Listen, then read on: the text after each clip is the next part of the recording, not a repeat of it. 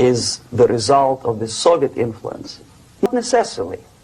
You see, the tactic of subversion about which I'm talking is similar to the martial art, the Japanese martial art. If some of you are familiar with that tactic, probably you will remember that if an enemy is bigger and heavier than yourself, it would be very painful to resist his direct strike. If a heavy person wants to strike me in the face, it would be very naive and counterproductive to stop his blow. The Chinese and Japanese judo art tells us what to do. First to avoid the strike, then to grab the fist and continue his movement in the direction where it was before, right? Until the enemy crashes the wall. You see? So, what happens here? The target country obviously does something wrong. If it's a free democratic society, there are many different movements within the society. There are obviously, in every society, there are people who are against this society. They may be simple criminals, ideologically in disagreement with the state policy, conscientious enemies, simply psychotic personalities who are against anything. Right? And finally, there are a small group of agents of a foreign nation, bought, subverted, recruited. Right? The moment all these movements will be directed in one direction, right? This is the time to catch that movement and to continue it until the movement forces the whole society into collapse, into crisis, right? So that's exactly the martial art tactic. We don't stop an enemy. We let him go. We help him to go in the direction we want them to go. Okay? These are the areas of application of subversion. What it means exactly? In case of religion, destroy it, ridicule it, replace it with various sects, cults, which bring people's attention, faith, whether it is naive, primitive, doesn't really matter. As long as the basically accepted religious dogma is being slowly eroded and taken away from the supreme purpose of religion, to keep people in touch with the supreme being, that serves the purpose. Therefore, replace it, accepted, respected religious organizations with fake organizations.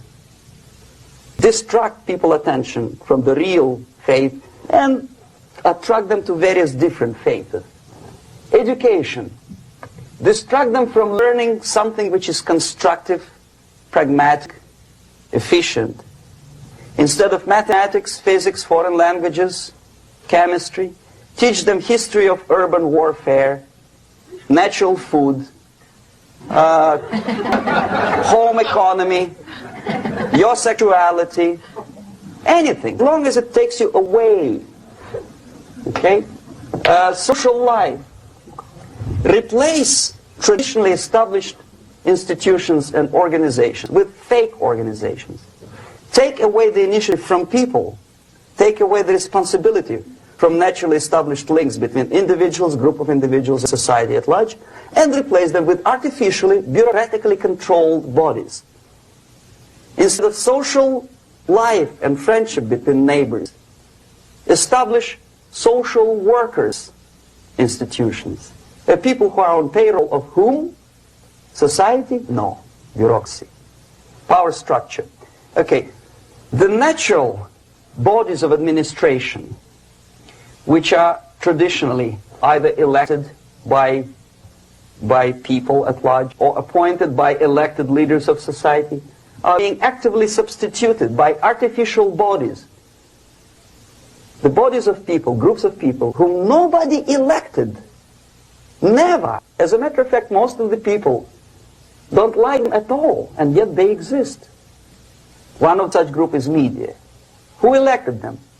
How come they have so much power? Almost monopolistic power on your mind. They can rape your mind. But who elected them? How come they have a nerve to decide what is good and what is bad for the elected by you, president, and his administration?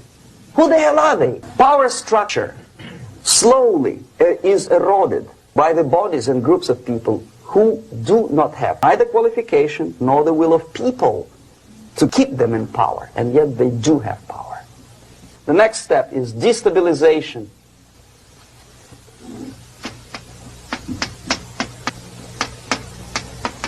Again, this word says for itself what it is. To destabilize all the relations, all the accepted institutions and organizations in a country of your enemy. How you do it? You don't have to send a battalion of KGB agents to blow up bridges. No. You let them do it themselves. Here it's radicalization.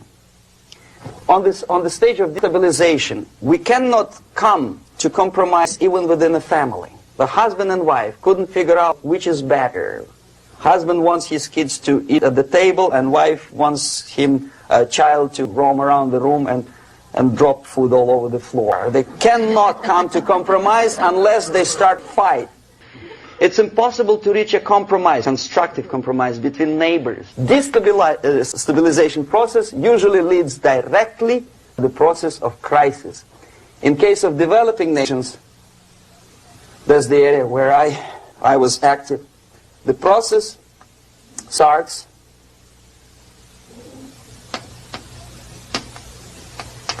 when the legitimate bodies of power, the social structure collapse. It cannot function anymore. So instead, we have artificial body injected into society, such as non-elected committees. You remember I was talking about them here. Social workers who are not elected by people, media who are self-appointed rulers of your opinion, some strange groups which claim they know how to lead society forward. They don't usually. All they care is how to collect donations and sell their own concocted ideology, mixture of religion and ideology. Here, we have all this artificial body claiming power. If the power is denied to them, they take it by force. In case of Iran, for example, all of a sudden we have revolutionary committees. What kind of revolution? There was no revolution yet, and yet they had the committees. They were taking power of judgment. They had the power of execution, they had the power of legislation, and that they had the power of judicial. All of them combined in one person, who is half-baked intellectual, sometimes graduated from Harvard University or Berkeley. He comes back to his country and he thinks that he knows the answer to all the social, economical problems. Okay? Crisis is when society cannot function anymore productively. It collapses, obviously. That's the word for crisis. Could be stopped right here, both as an expert and as an impert. And that takes one step, one very important thing to do. You don't have to expel all the KGB agents from Washington, D.C.